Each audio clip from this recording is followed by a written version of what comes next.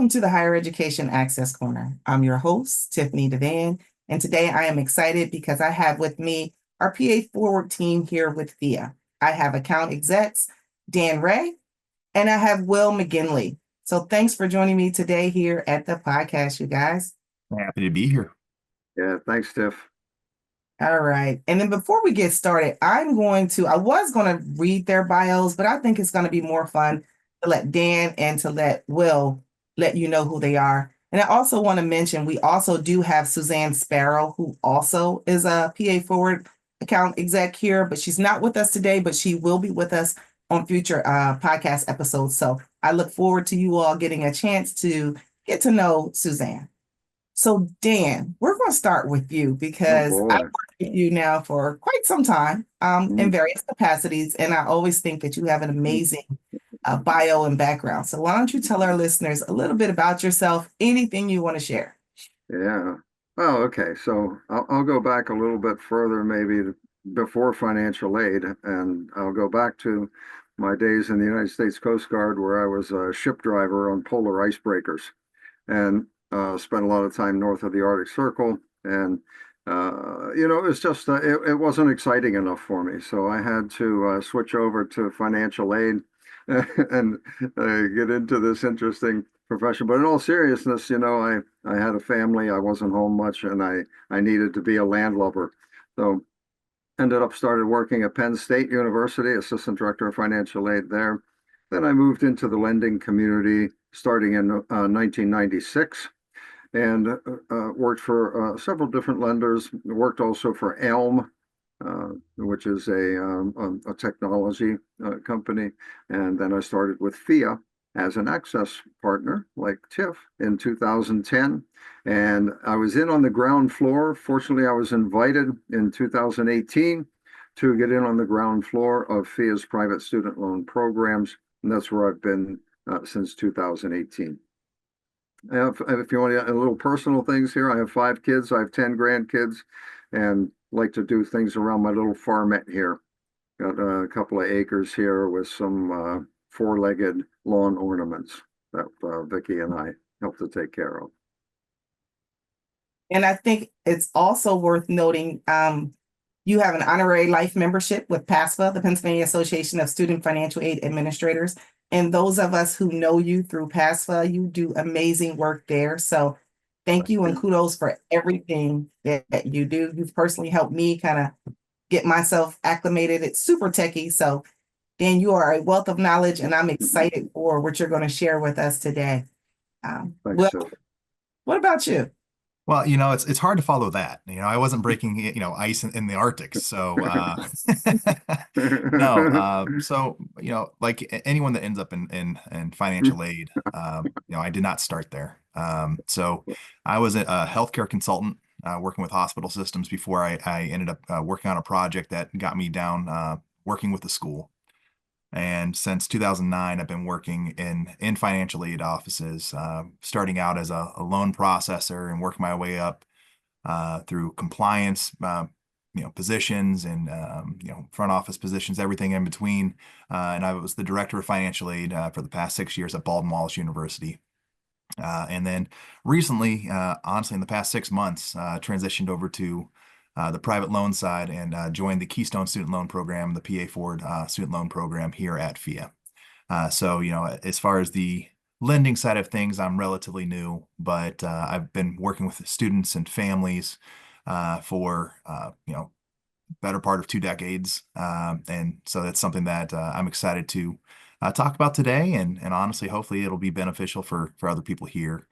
Going on the personal side, I have 2 teenage sons. So when looking at college education and the price of everything, it's something I'm thinking heavily about.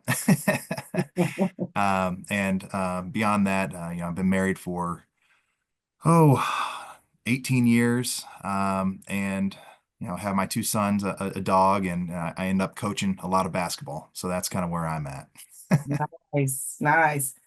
And again, I think it's amazing because both of you, and I want you all to share your own background because you have a wealth of knowledge and experience that I think our listeners will be able to take advantage of. Many will benefit from and enjoy. I'll enjoy the discussion, but I think our listeners are in great hands. Our topic today is paying for college and covering the financial aid gap. So at the end of the day, the student's going to get a bill, their family gets that bill. Hopefully they're going to get some financial aid.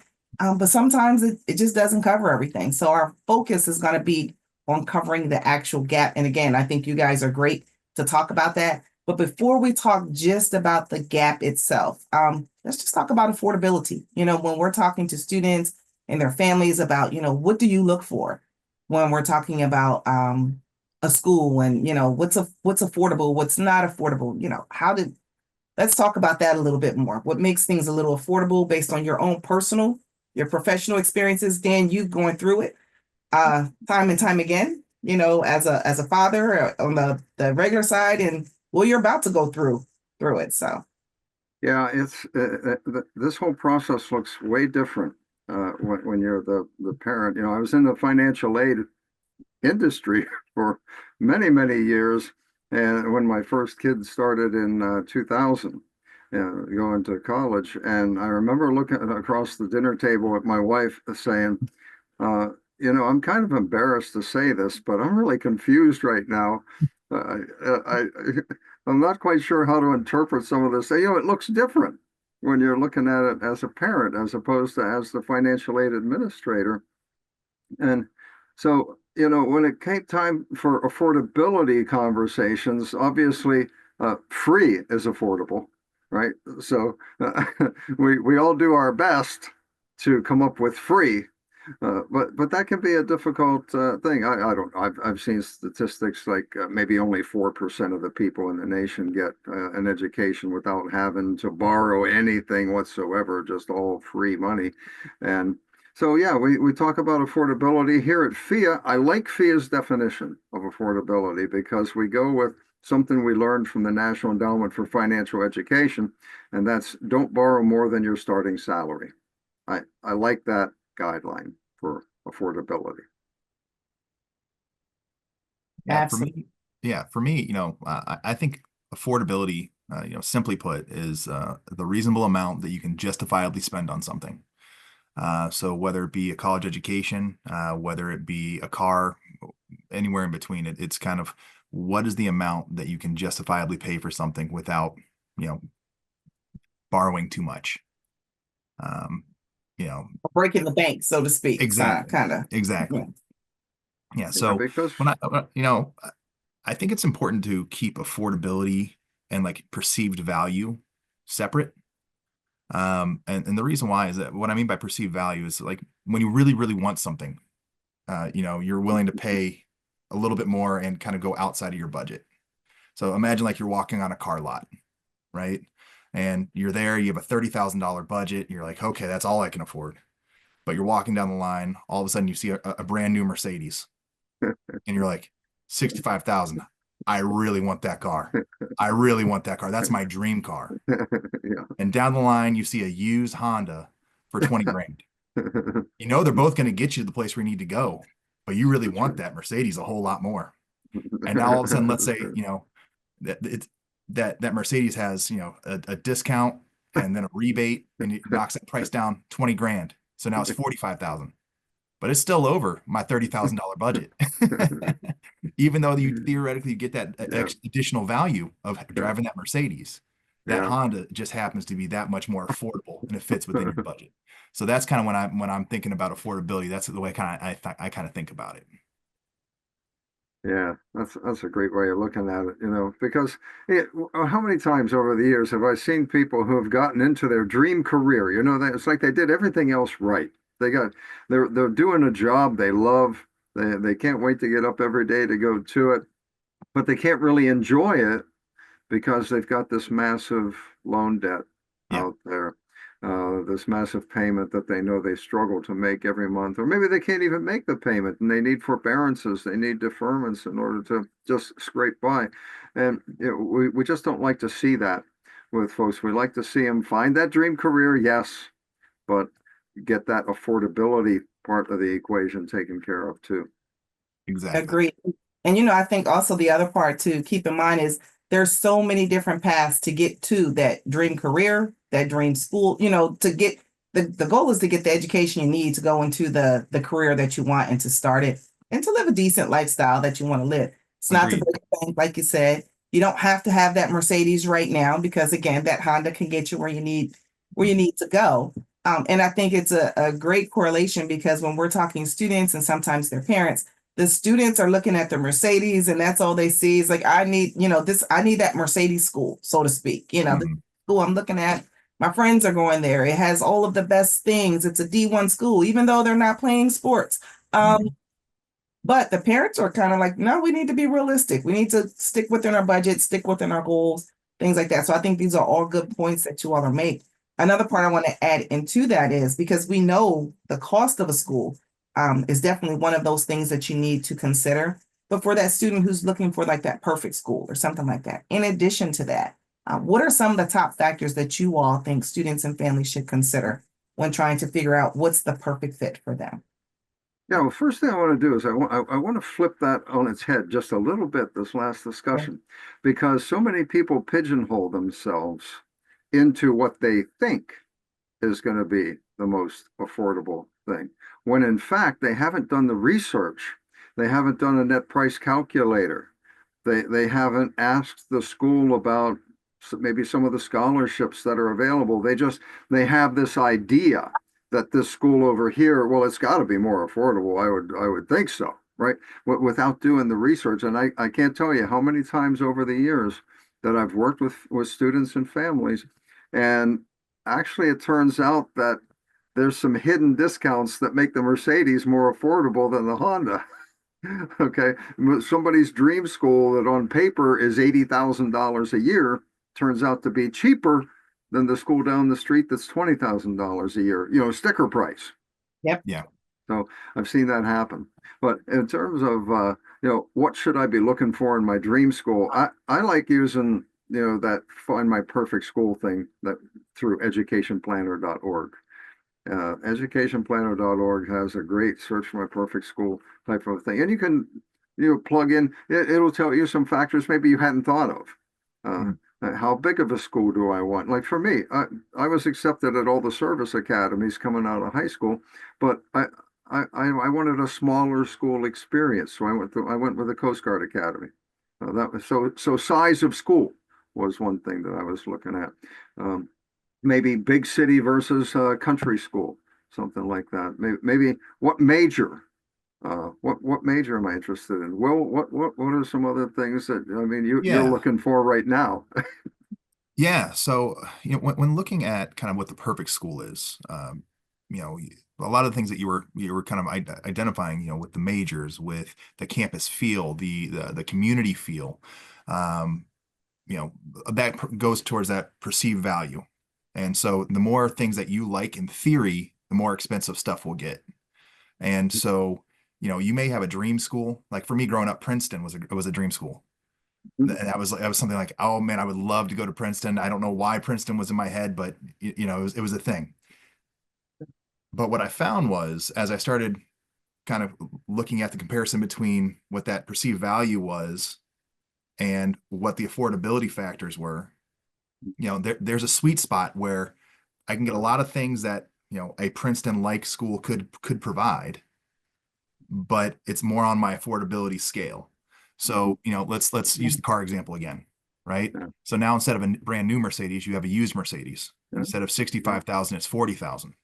You're still getting some rebates, some discounts, and all of a sudden now you get $15,000 in discounts. It puts it at 25,000.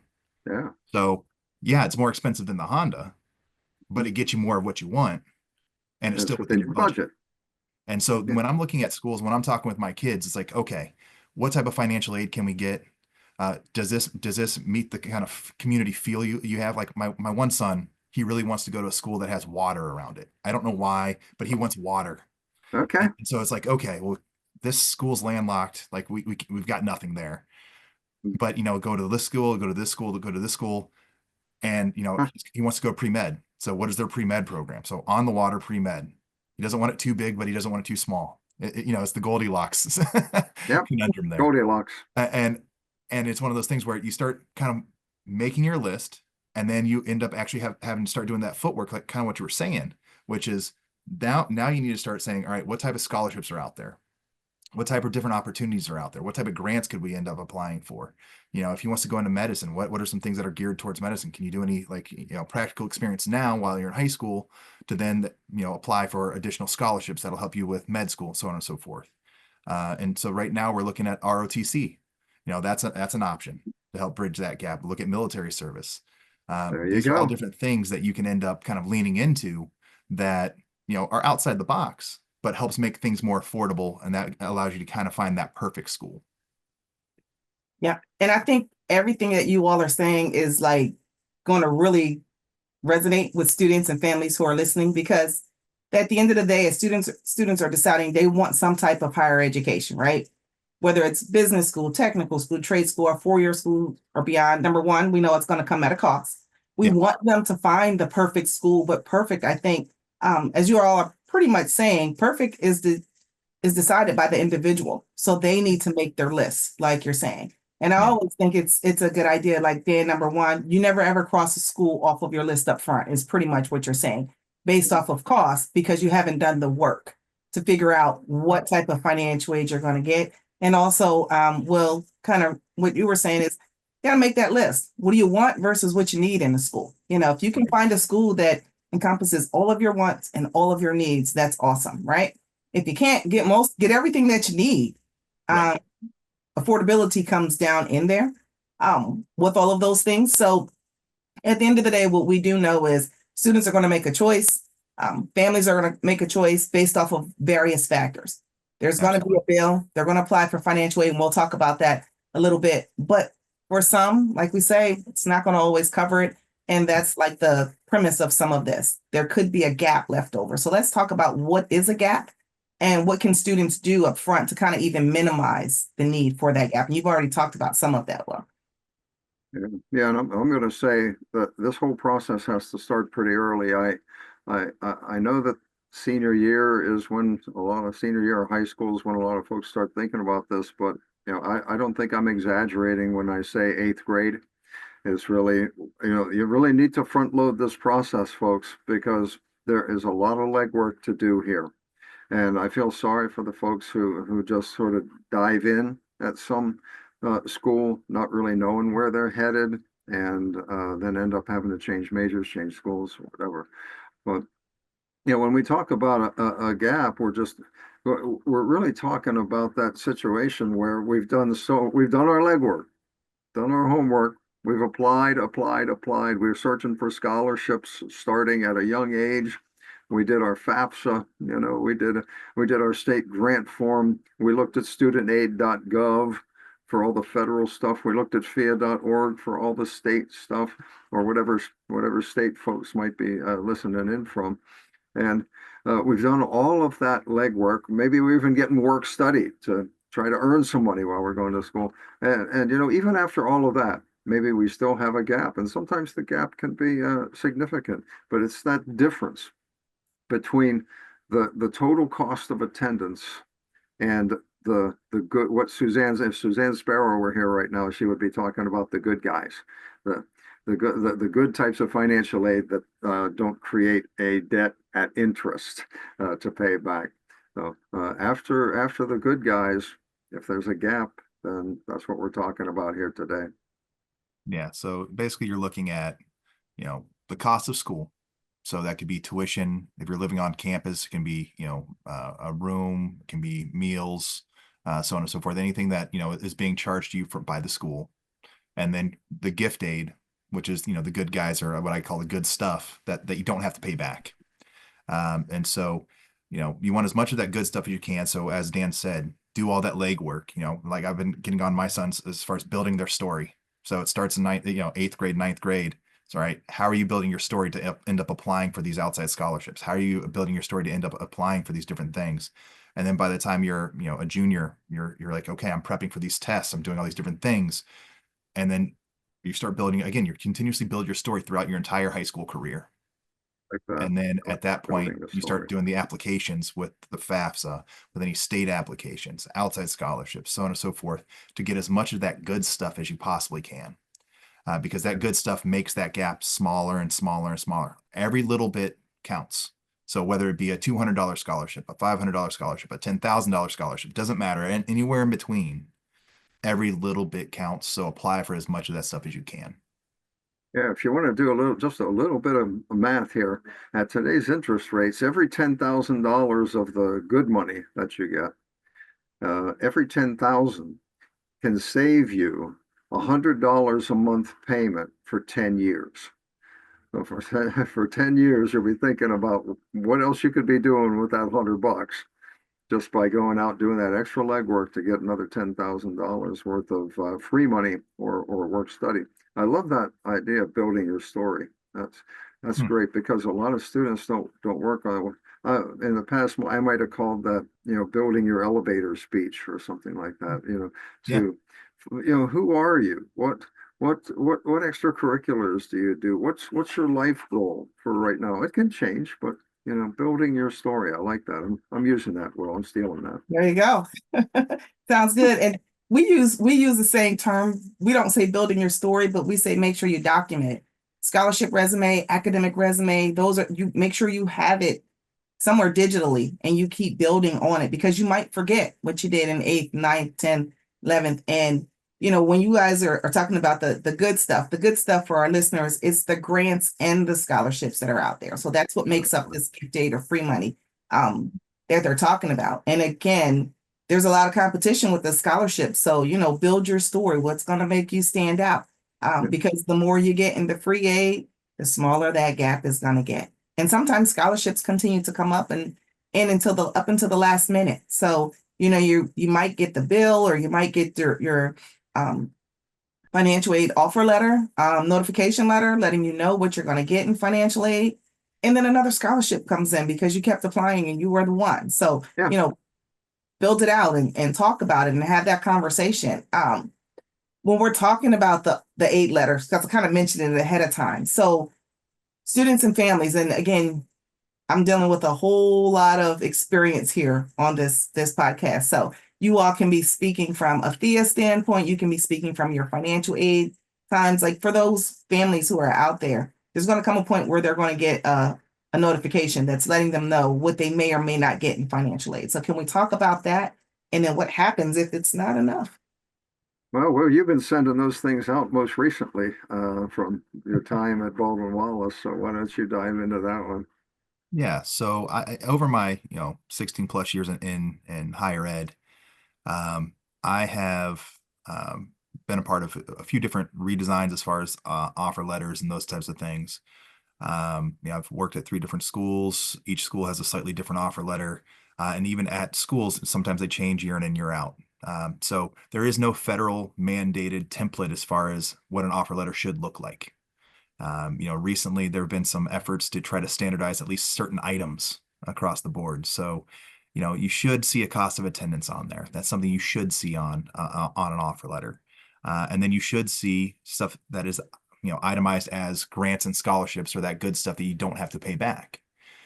So generally speaking, when you're trying to find the gap, again, find that cost of attendance, subtract out that gift aid. Everything else after that is stuff that's called self-help aid. So self-help aid could be a work study job or, some sort of payment plan that you are having to actually end up doing. Or you could look at financings like loans. So there's federal loans. There are student loans and parent loans. There are private education loans. And all those things kind of help make up that gap. PHEAA, and you see Dan's background here that says, PA Forward student loans and Keystone student loans. I mentioned that, those are the loans that PHEAA actually provides. It's one of those things where you can end up filling that gap with a lot of different things. But as you're looking at each offer letter, you're going to really look for that cost of attendance and you're really looking for that gift aid. And that's what's going to give you your gap. Some schools spell it out and actually do the calculation for you. Some don't. So they rely on you being a little more savvy to be able to do that subtraction and do those things. But when you're looking at one school versus another, and I do suggest you look at multiple schools because you want to see, what is the most affordable, what makes the most sense for you. So when my dad was putting me through it, he had me make a list of 5D1 schools, 5D2 schools, 5D3 schools. Wow. And Great so dad. we started, yeah. So we kind of went through a bit of a hurricane going between my junior and senior year of high school, going on a road trip over the summer. But that was kind of one of the things that's what we were looking at. And to make sure that we're Yeah, sending a that's FAFSA to great. as many of those schools as we possibly can to end up making sure we understand what our bottom line is. Yeah. And so, that's kind of when you're looking at those offer letters, that's kind of how it should be laid out, with cost of attendance underneath that gift aid. And then hopefully they give you the calculation so you can compare across schools. We have a publication that'll help people out at PHEAA.org/order-online. We do have a brochure that you can order that helps you compare schools and do an apples to apples type of a comparison of schools. But yeah, I mean, that's the formula: cost minus your good guys. And you come up with your net price. And sometimes it can really be shocking as to you see the schools out there with massive $80,000, $90,000 a year cost of attendance, but you look at the net price, and the net price, you might have more choices of where to go to school than what you might think. So doing these things. And by the way, if you want an offer letter, two things have to come together. You have to have applied for admission and be accepted. And number two, you have to have filed a FAFSA form, a free application for federal student aid, and you have to have listed that school on your FAFSA.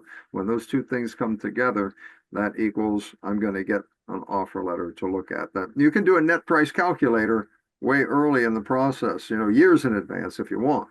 But if you want an official offer, those two things have to come together: offer of admission, and you list them on your FAFSA. Absolutely. And most, I believe, you have to also they're not going to send it out until after you've been accepted. So students don't want to look for the offer letter up front. It's going to take a little bit of time, but I'm glad you mentioned that, Dan, because I was going to ask that question next. So you must have seen, my brain working to say, We've been working together too long, Tiff, right? So those are great points. And also another thing, I found, like Will, you said, every offer letter does not look the same. So we always encourage students and families, if they're unclear, if something's not clear, pick up the phone, shoot an email directly to the financial aid staff there at those individual schools, because you want to make sure that you fully understand what they have listed on their aid packages. That way, if it's not clear, you don't want to assume, you don't want to accept a form of financial aid that you thought was free money, and then you learn that it's not free money, or depending on how it's worded. So I always think that's a good idea. One of the mistakes I see sometimes is, and it's not really a mistake, it's how they have it designed. Sometimes some schools will list a Parent Plus loan on there, and they assume that this is an automatic thing, not realizing you have to still qualify, even though they're pretty lenient requirements in order to get it. It's not an automatic thing that a parent is going to get. They have to actually apply for the student loan. And sometimes they'll see it on there and they're not reading the fine print. Yeah, That they they actually just see have the to apply. zero at the bottom, they Yeah, see the zero at the bottom of the form, not Yeah. realizing that there's a 9.08% loan in there to get you to that zero.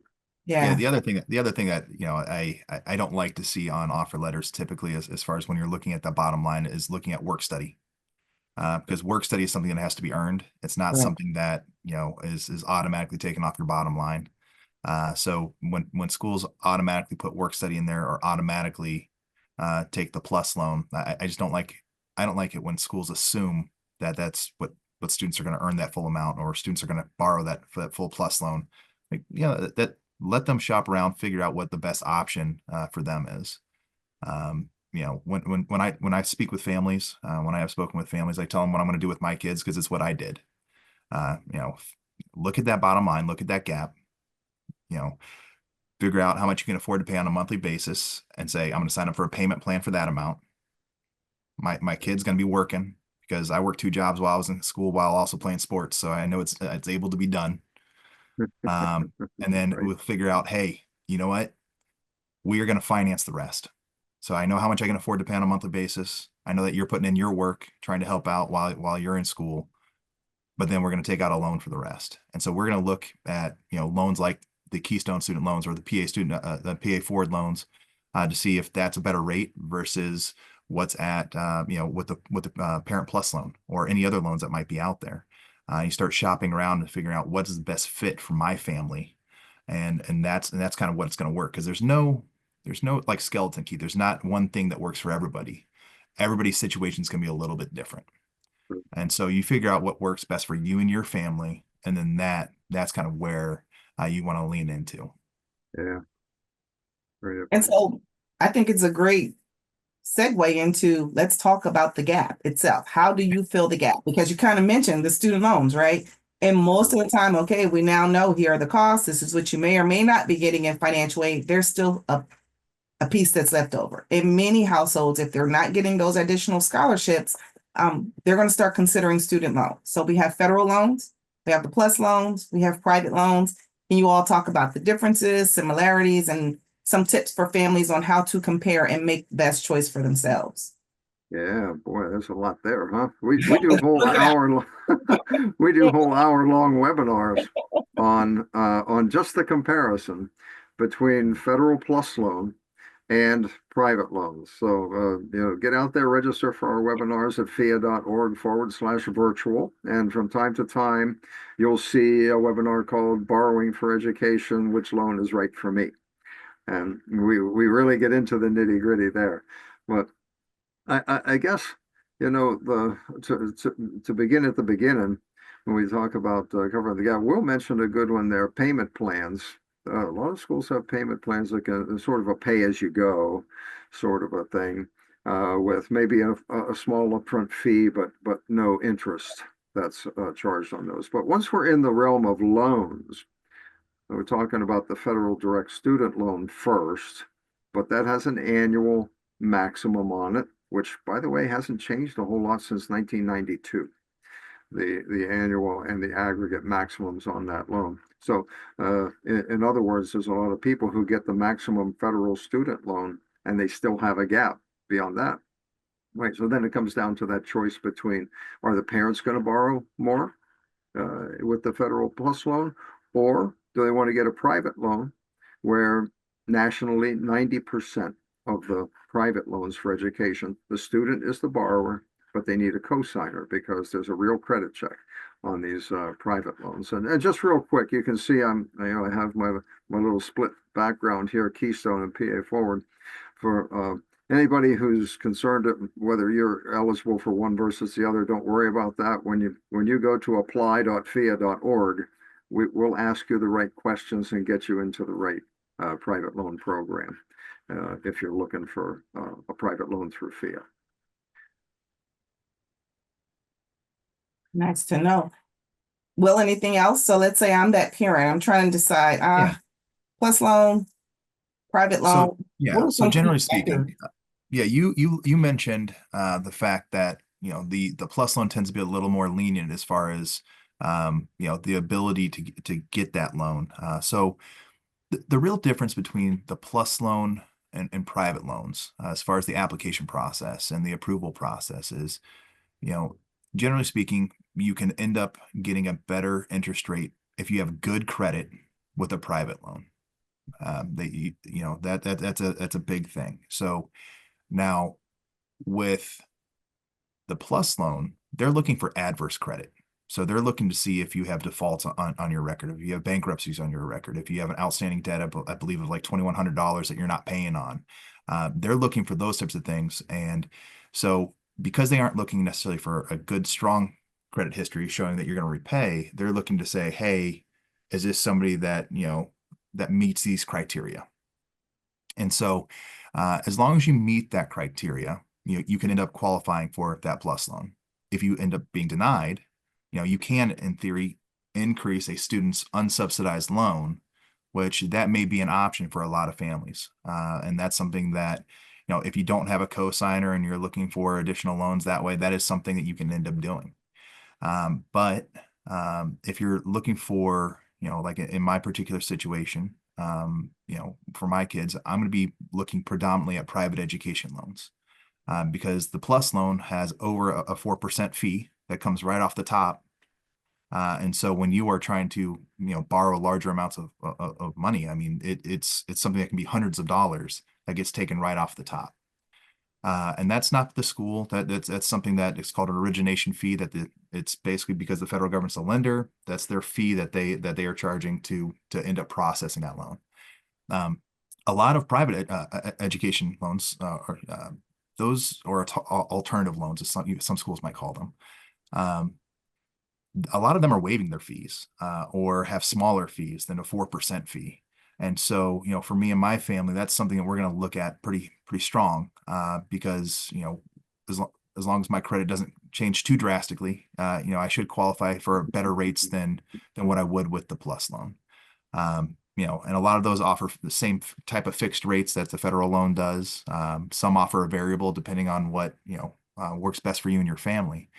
But it's important to kind of look at the different options, understand the two different loan types, and then kind of pursue and shop around to figure out what's best for you and your family. Yeah, that's great advice. Yeah, because when we're talking about gap, that's usually where people end up. Federal plus loan or private loan, which is it going to be? And the thing, I've had this running, 35 or so year conversation about plus loans, just because that credit check is not a safeguard. It doesn't look at credit score. It doesn't look at debt to income ratio. It doesn't even require proof of income. And too many parents assume that if they're approved, they're going to be able to afford the monthly payments. And that is a bad assumption. You've got to, parents, you have a rule of thumb too. Remember, the students, don't borrow more than your starting salary. Parents, don't borrow more than your current salary to get all of your kids through school. Plus loan credit check, my mayor quoting credit check, the plus loan credit check is not going to stop you from burying yourself in too much debt. I hate to be that blunt with you, but when you get to be the gray bearded grandpa in the group, you don't mince words as much as in the past. And those are all good points. So the key thing is shop around, but borrow wisely. And another plug is we do have a website called mysmartborrowing.org, which I've mentioned time and time again on the podcast, but it's a great tool and a resource for students and families to kind of like tackle, especially if this is their first time borrowing any money, just to make sure you're not over borrowing. And it looks at a couple different factors. And I've talked about those before, so I won't dive into the My Smart Borrowing, but again, it's mysmartborrowing.org that's out there. So while they're shopping around, families are shopping around, we know there was a gap. So generally speaking, with a plus loan or and most private student loans, you can pretty much cover all outstanding costs after you've had, you subtracting the other financial aid. So it's the cost of attendance minus any other financial aid that you're receiving. Again, student private or plus loans, you're exhausting those scholarship options and free aid. But many students will say, hey, well, you know what? You got this amount of money here. So how about now can I choose this particular housing plan? So sometimes students want to go a little higher. How much is too much to borrow? Can they borrow too much? What are their limits? And what if they end up getting in their financial aid package? I'm asking a lot of questions, but you all can just pick and choose. It's the same point. Financial aid this is what they receive. These are the costs. It's much lower. What's too much? What can they take away? What should they do? So I'm a firm believer that you actually have to create a budget. So you have to create your own personal budget and figure out, again, how much can you afford? So how much can you reasonably pay? Dan used a good rule of thumb is don't borrow more than your starting salary.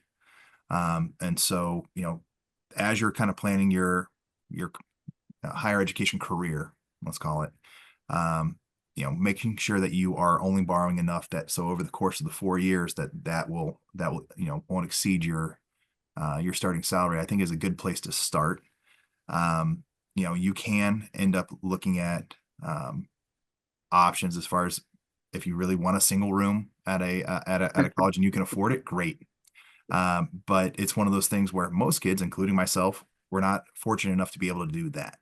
I had to have multiple roommates, and you end up trying to figure out, all right, well, in this particular apartment that I had my senior year, we had a kitchen. Well, so my meal plan goes way down because I'm not going with the highest meal plan anymore. So I'm trying to figure out how to smartly configure my budget to make it more affordable. Now, there are going to be situations where, based off the job that you're looking to get, that you can end up borrowing above and beyond what the actual charges are from the institution, from the college. And so, there is a certain amount that every college kind of has as a buffer above and beyond their direct costs. They call those indirect costs. So that's the stuff that, like buying books, gas, incidentals, miscellaneous, computers, everything in between. That's all stuff that's not charged by the institution, but it is associated with going to school. And so you can end up borrowing, every school is a little bit different, but you can end up borrowing above and beyond those direct costs. And that would end up, allowing you to take a credit balance refund from, your cashier's office or bursar's office or finance office, whatever they end up calling it at that school. And that's going to allow you to end up being able to buy those additional things that are needed, that are associated with going to school, that are above and beyond your current costs. Yeah, and I like the budget advice there, because if that overage, if what you get back from the cashier's office or the bursar's office, if you don't need all of that money for your incidentals, for your books, and for all the other things, then it's not the time to think about spring break in Cancun. It's time to think about how much of that money can I pay back to my loan immediately there. That budget. Stay within the budget. Your future self will love you for watching the budget tightly. I know in the medical community, they have this saying, and this works kind of anywhere, is if you want to live like a doctor while you're a student, you're going to have to live like a student when you're a doctor.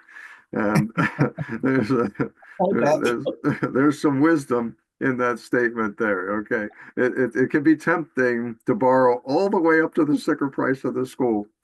And then, oh boy, pizza party every night, little do you know that if you're borrowing to do that, you're going to be paying that back until maybe it's time for your kids to start going to college, and you're going to regret that. You're just going to regret it.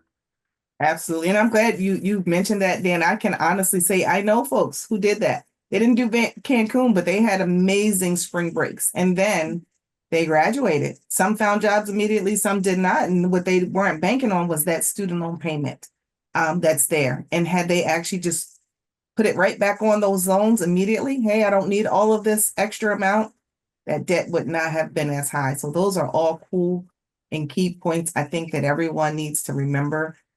You can apply for financial aid. You're going to keep looking for those scholarships. If you happen to have that gap, you make good choices. You borrow wisely. Some families aren't always able to borrow as much. And for those, I always say, you know what? Well, then maybe you have to rethink some of your top choices. Find something more affordable. There's more than one school that is out there. Any tips for that family who just says, okay, you know what? This first year, I might not be able to, as a parent, borrow. But next year, I think I'll be ready. I have some things I need to fix up. What are some tips or advice that you could give to that person who's a little close, but not there just yet? Yeah. Yeah, go ahead. Oh, I'm thinking as you're talking, Tiff, I'm thinking about a couple of scenarios I've run into over the years. And I'm thinking about something Will said about how if somebody is denied the PLUS loan, that their student can get additional unsubsidized student loan. And I've run into so many cases over the years where people were counting on that PLUS loan to meet the full gap between cost of attendance and their other aid. And that gap was more than the additional unsub than the student could get. And so the parent ended up getting a PLUS loan to cover everything the first year. And then their credit went south a little bit, and they were not approved for the PLUS loan in a subsequent year. And the additional unsub for the student wasn't enough to make up for that. And that is a real pickle. That is a time that those students have had to think about transferring schools. Yeah, when you're playing this so tight that if something changes, that you're not going to have the ability to afford that school, then that's hey, this is real life. Yeah. This is big finance, right? When you're talking about financing a higher education, this is probably the next thing to a mortgage in terms of the biggest investment of your lifetime. So Hmm. there's a lot of considerations here, a lot of thinking to do ahead of time. And I probably got off track there a little bit, but No, you didn't. man, You're the on Tiff, point. what you said and what Will said, you know, you two, both of what you said made me think of those scenarios. Yeah. So when looking at it, whether or not someone should, basically say that they can't borrow their freshman year, but they might be able to borrow sophomore, subsequent years, just because of financial situations. I mean, there's a lot of different things. If they're within if they're within a certain distance from the school, commuting is always a great option. So figuring out a way to commute, that as long as they have access to a car, or there's a bus line, something like that, they can end up getting to the school. That's usually a pretty good option. It may be one of those things where you go to a community college for a year and you end up taking the prerequisite classes. That should end up transferring through. A lot of schools have partnerships with community colleges now. So you can end up, going to one of the partner schools and trying to end up doing that for a lower cost. You can, in theory, take a gap year, although I'll throw this out there. Generally speaking, if you take a gap year, most people don't come back. That is something that as a risk, because if you truly value a higher education, but then all of a sudden start earning money in something that isn't what you want to do, or isn't necessarily, it doesn't have the career projections that you were hoping for, a gap year is always hard. But the things that I usually highly recommend is say, all right, do we have options as far as lowering your cost of attendance by commuting, or living in a lower cost room? Can you live off campus and have multiple roommates? Do you have to have a meal plan, or there's different things that can help end up balancing out some of the things that can be adjusted. Those indirect Um, costs that you were speaking of, but Direct kind cost. of like yeah, seeing what you can yeah, do to kind of like get those expenses down or those costs down to make it more affordable. I think those are great points as well. Yeah. Or are there any clubs that I can join on campus where there's scholarships involved in those things? I know, Will, you was talking about ROTC. yeah, My oldest did ROTC. I had planned for maybe for my second oldest to also do ROTC. It's a great way to really get that cost down. And so yeah, there's all kinds of different ways to right. try to And make this the affordability other thing equation kind of work. when you were talking about different clubs and different additional scholarships. So a lot of schools have endowments. A lot of those endowments are targeted for need specific reasons. And so reaching out to the financial aid office to see if there's any endowments that can end up helping bridge that gap for that one particular year. Or if there's a situation that wasn't reflected on your FAFSA. So if your family recently went through a divorce, if there's a loss of a job, or a bunch of different things like that, exorbitant medical expenses.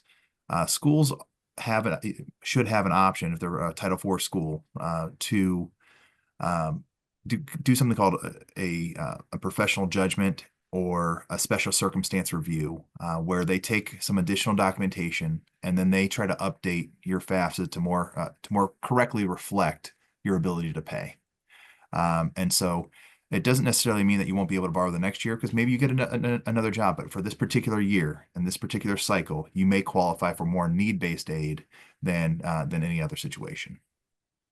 That's a great point. This is a year to year thing. We got to Yeah, do this calculation every year. We have to do this affordability equation every year.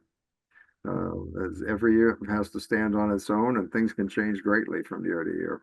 hmm, Absolutely. And you don't stop looking for the scholarships every year. So even though a Right. lot of times, that student who goes in for the first year, they're, diligent. They get that FAFSA completed, their state grant completed, they're looking for the scholarships, student loans. Then the next year they forget about those scholarships. You can keep looking for those scholarships that are out there, excuse me, because they continue to bridge that gap or minimize the amount that someone might need to borrow Yeah. with everything in general. I know we talked about a lot of stuff, so I'm going to try and give us a quick summary before we kind of yeah, wrap it up. But the overall goal is when we're talking about paying for college, sometimes we are left with a gap that is out there. And you guys gave us some great information on, number one, doing your research up front. Dan, you mentioned starting as early as 8th grade, and I totally agree. If you wait until your senior year in high school, it's overwhelming. It's kind of like huge. And you get lost in the sauce. I think you start as early as 8th grade, knowing what you want, knowing what you need, knowing the resources that are available to you. Yeah. Again, Will, I'm calling it the academic resume, but you called it you're kind of like creating your story, right? Your gives You're everyone building your story. time. Yeah, you're building story. It gives you time to do all of those things. At the end of the day, a bill is going to come. And when I talk to students, I always say, guess whose name the bill comes in? It's not your name. It comes in your name. So make That's sure the fact. yeah, as the student, because you're going to get a really big bill and you want to make sure that you're equipped. Yeah. Knock out the FAFSA, all financial aid forms, things like that. When that gap does come up, like you all mentioned, know the resources that are available to you because it will happen. The bill's there. If there's the gap, what do? We're going to look at student loans. We're going to look at scholarships. We're going to look at work study, possibly ROTC. The goal is to get what you need without breaking the bank, get the education that is there, but do your research because it's not like a one-stop shop for every household. It could look different for every person. One family might have stronger credit, one family might have different needs that they're going through. The goal is to get what they need. It's a lot of information. What I do wonder from you all, what are some resources or websites that you would refer folks to just to get them through this process? One of my Yeah, favorites.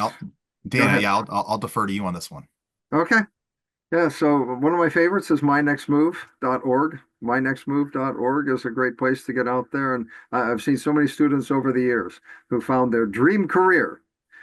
And it turns out that it's something they never heard of before. And it's something that they don't know anybody who does that career.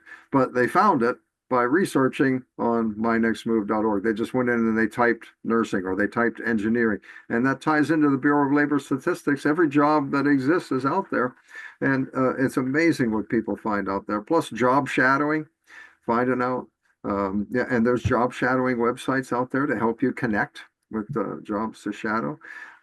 That I don't want to forget about the whole front loading the process with what career is best for me, because that's going to drive what major am I going to major in, what school I can go to because it offers that major. I need to know where I'm heading. I always say to people, I don't want you to end up somewhere.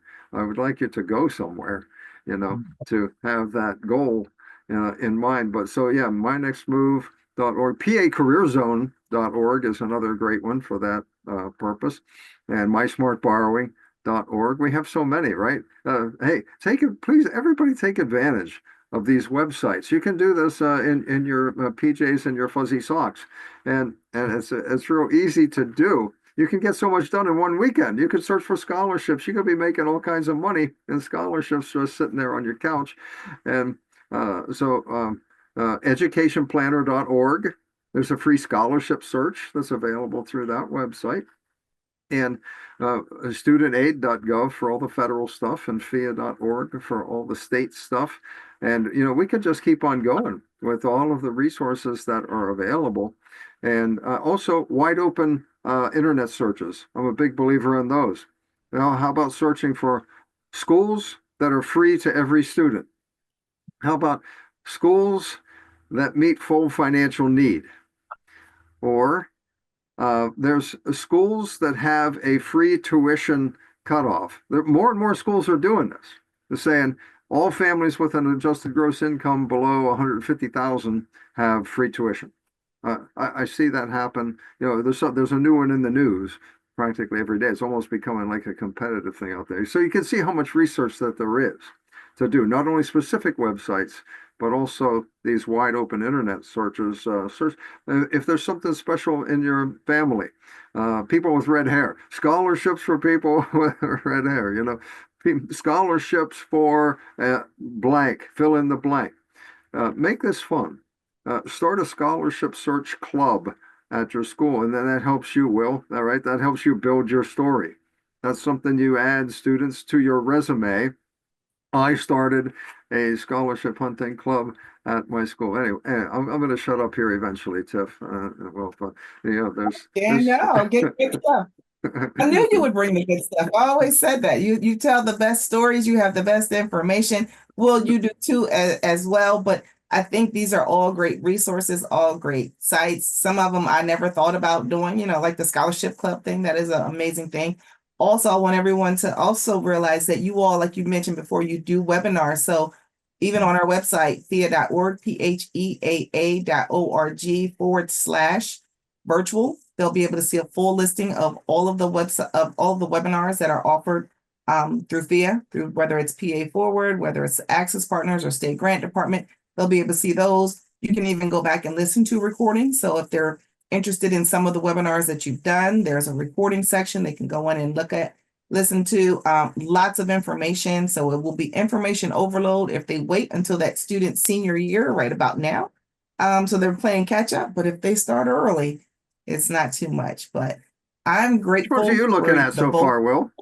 Real quick, if we have a minute, Tiff, I'm just interested to see where Will's. I know, Will, you're looking at sports stuff right now, right? Because you got athletes. But are Yeah. there So, any websites that you're looking at right now?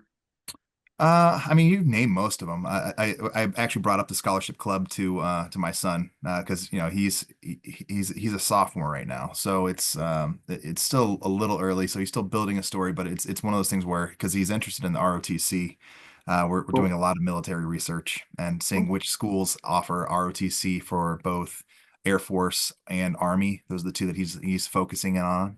So that's one of those things where we're doing a lot of research right now on schools that have his programs and have ROTC because that's the route he wants to go. All right, Tiff, I hijacked you there a little bit. No, I you're good. apologize. That's why we're here. It's just a conversation full of fun. The last thing I was going to ask was there anything else that you all wanted to share that we didn't talk about? Um, Yeah, I always see because I pigeonholed myself. I go back in my own family. You don't have to go back too far in my family to find dirt floors and no indoor plumbing, okay? And so higher education, uh, I didn't know anything about it except number one, go to school, go to college. Number two, we can't afford it. So I mean, that's all. That's all I was ever told. Okay, and so I pigeonholed myself in that way to the point where I didn't even open letters that colleges sent me. I didn't open them because I knew what they said. I knew they would said I couldn't afford their school, but I didn't know there were scholarship offers in those letters. I didn't open them until I was 23, 24 years old, and so, real quick advice to folks: don't pigeonhole yourself. Don't. So many times over the years, I use myself as my wife of 44 years will tell you I'm not useless completely. I can always serve as a bad example. So, I did so many wrong things when it came to searching for a higher education back in the day. But I see so many people do the same thing today. They just do it digitally. They're not using the resources out there, and they just think to themselves, okay, like Will said earlier, well, my friend's going to this school, or I think we can afford this school, well, without doing the research. Folks, do the research, put in the legwork, and find your dream school, find the scholarships, find the free or almost free education. Don't get that tunnel vision of it's either this or nothing. It's either this or I'm a failure. No, Yeah. there's a gazillion options for you out there. We are so fortunate to live where we live and have all the options that we have, and so have so many tools that we have. Don't don't not take advantage of all of those tools. That would be my biggest advice because you can get what's called this decision making paralysis, right? Oh, there's too much to think about, so I'm just going to dive in. I just can't fathom it. But no, look at the websites, apply for the scholarships. It can be done. My advice to everybody would be, Yeah. it can be done. I see students all the time graduating debt free just by doing the work ahead of time. well said. What about you, Will? Any last parting words? Yeah. To kind of build on and expound upon what Dan was saying, I believe that secondary education and post-secondary education are worthwhile. So in high school, investing in that, making sure you're getting the most out of it. Post-secondary education, whether it be at a community college, trade school, a four-year college, whatever it may be, I believe that's an investment worth making. And so when you're looking at the biggest investments in your life, I believe that, between a house and an education, those are the two best investments you can make. The reason why is they're not making any more land. So, when you're looking at a house, that's something that will always appreciate in value. So that's something that if you buy it, it's only going to go up. Yeah, there's going to be blips, ups and downs, but really it's going to be going up. And with an education, you're investing in yourself.